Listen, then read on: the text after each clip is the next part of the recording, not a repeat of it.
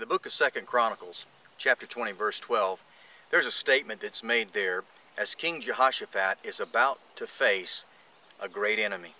In fact, the opening passages of that chapter tell us that a number of armies were coming against Israel, and there were a lot of enemies stacked up against them. And word got back to Jehoshaphat about all of these forces arrayed against he and his people, and fear immediately gripped his heart.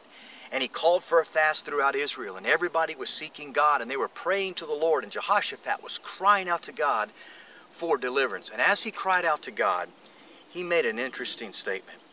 He said, "Lord, will you not judge our enemies?" And he said, "Listen, this force is too great for us, and we don't know what to do, but nevertheless, our eyes are upon you." Not too long after that, one of the prophets spoke forth, and God gave him an encouraging word and said, "Look, you go out and you face that enemy. You face them tomorrow, but I'm going to go before you, and you're not going to have to lift a finger, because I'm going to fight this battle for you." And they went out. They had the worshipers out in front of the people, in front of the military men, and they were worshiping and praising God and celebrating his loving kindness and his faithfulness to them as his people.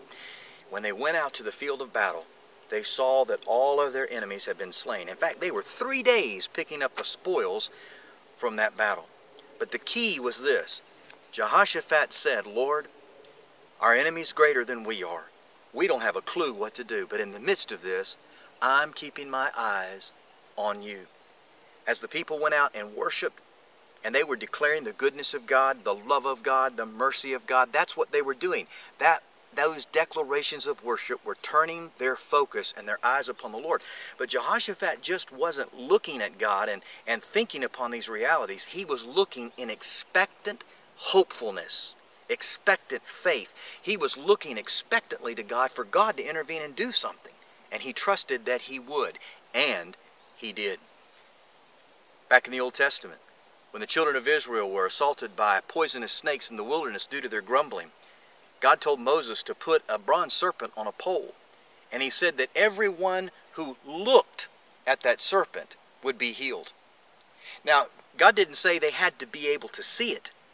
If there were hundreds of thousands of Israelis, and maybe somebody way back on the backside of the camp got bitten and they were dying, God didn't say they had to be able to see the serpent. They just had to look. And the idea was looking toward it in faith and believing what God said, and God came through to deliver them. You remember when Peter got out and walked on the water, and he came to the Lord Jesus Christ. His eyes were on Christ when he stepped out of the boat in the midst of that storm. But the minute he took his eyes off of Jesus and he saw the circumstances around him, and that's where his focus was at, he began to sink. But even in that, the Lord reached out and grabbed him with that strong arm and that mighty hand and lifted him and put him back up on top of that water. Just asked him, "Why did you doubt?" And then put him back safely in the boat. I remember years ago hearing Dr. Charles Stanley, the pastor of First Baptist Church, Atlanta, Georgia, when he was going through a very difficult time after coming there. People were wanting to get rid of him. They were threatening him, threatening his family. I mean, there was a lot of trouble there. And he mentioned a story that someone gave him a picture of the prophet Daniel in the lion's den. And as they were looking at that picture, the person who gave it to him said, "Dr. Stanley, do you notice something about that picture?" Dr. Stanley looked at the picture and he said, "Well, I see the lions, I see the den, and I see Daniel." And then the person stopped him and said, "Yes, but do you see what he's doing? His eyes are not on the lions." I don't know what you may be facing today, but here's something very important.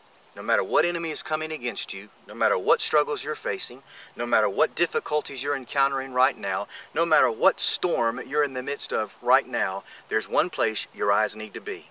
Not on the lions, not on the circumstances, not on the difficulties you're facing. Don't look this way.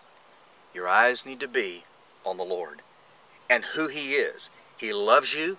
He is for you. He'll never be against you.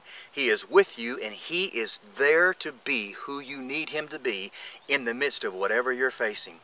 So do like Jehoshaphat and begin to declare the love, the grace, the goodness, the mercy, and power of God, and watch God come through and fight your battle for you and deliver you in the midst of your trouble. And as you do, remember, take some time today to behold him who is beholding you and smiling.